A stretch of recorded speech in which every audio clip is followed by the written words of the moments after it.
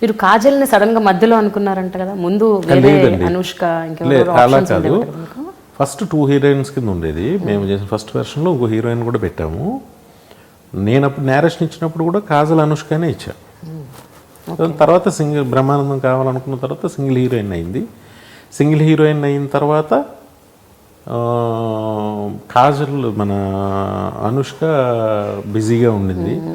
కాజల్ మాత్రం నా మైండ్లో అలాగే ఉండిపోయింది. అదే వాళ్ళిద్దరిలో ఎవరో ఒకళ్ళు, ఇంక దానికి నాకు ఆల్టర్నేటివ్ లేదు. లేదా చాలామంది బాంబే హీరోయిన్స్, పెద్ద హీరోయిన్స్ అందరిని ఇచ్చేసారు, కానీ నాకు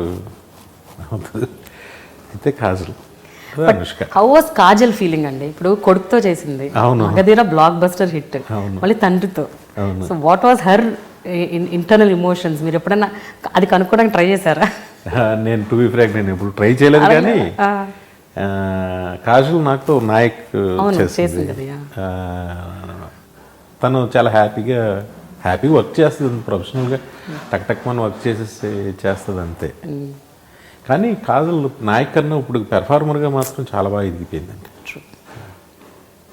అది అనిపించింది నాకు. డాన్స్ కానీ ఎందుకు అప్పుడు కన్నా అందంగా ఉంది ఇప్పుడు. తరుణ్ అరోరాని ఎందుకు తీసుకున్నారు మీరు? నేను గణితన్ అని ఒక తమిళ సినిమా చూశానండి అనుకోకుండా. అది ఎవరో కొత్త వాళ్ళు బాగా చేశారట, అది ఇదని మా డిపార్ట్మెంట్లో మాట్లాడుకుంటూ ఉంటాం కదా మా డైరెక్షన్. అంటే ఆ గణితాన్ని చూశాను నేను చెన్నై వెళ్ళినప్పుడు. చూస్తే నాకు విలన్ ఫ్రెష్గా అనిపించాడు. ఫస్ట్ టైం చూసినా కూడా నాకు ఏదో ఫ్రెష్గా అనిపించాడు విలన్. అనిపించిన తర్వాత మన స్క్రిప్ట్ ఇదంతా జరుగుతుంటే ఆ గణితన్ విలన్ ఎవరో చూడండి అతను పిలిపించండి అన్నాక 1 ఫైన్ డే పిలిచారు. చూసి మేకప్ టెస్ట్ అదంతా చేసాం. అంటే మన కాస్ట్యూమ్స్ దానిలో వేరే లుక్లో ఉంటాడు, మన దీనికి ఆ లుక్ కాస్ట్యూమ్స్ అవన్నీ చేసాం. చేస్తే మా ఫోటోషూట్ చేసాం. బాగున్నాడు, చాలా బాగున్నాడు.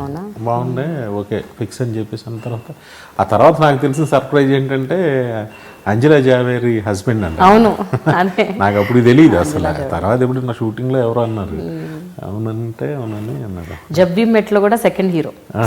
జబ్బీ మెట్ మూవీ ఉంది కదండి, నేను అది చూడలేదు. తర్వాత చెప్పాడు జబ్బీ మెట్ ఇదంతా చేశానని చెప్పాడు. నేను గణితంలో చూసి తమిళ్ సినిమా అది ఇంప్రెస్ అయి పెట్టుకున్నాను.